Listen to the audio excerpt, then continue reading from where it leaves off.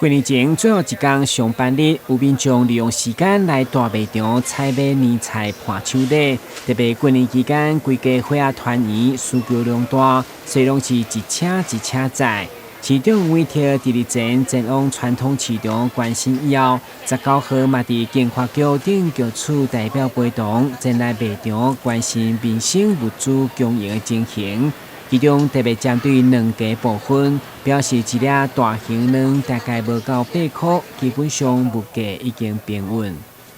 目前看起来都还可以啊，尤其像过去大家所看到的，有被人家特别讲到的蛋，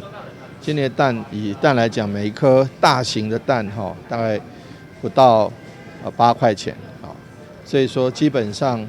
我们希望说这个民生物价维持平稳大家都能够有个好年可以过。尤其像一些大买场，它本来销货量就很大，所以说它货走得快，那新鲜度也比较好。那所以说我们特别有时候着重一些像蔬果、鲜果的一些鲜度。那目前为止都看起来都还不错。不过我们也去检查一些相关的食材，昨天到昨天为止检查了100件，有6件不合格但是我们还是希望都能够提高这个不合格的要求改善，要不然都不能继续贩售希望能够维护食安。所以在食安、价格都要注意的前提下，我们希望大家都能够过得好年。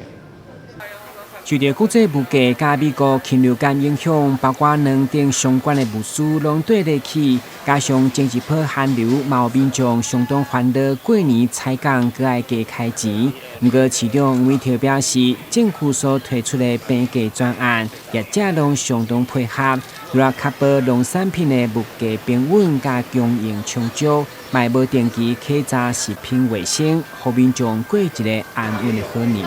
台南新闻，军职何强邦采访报道。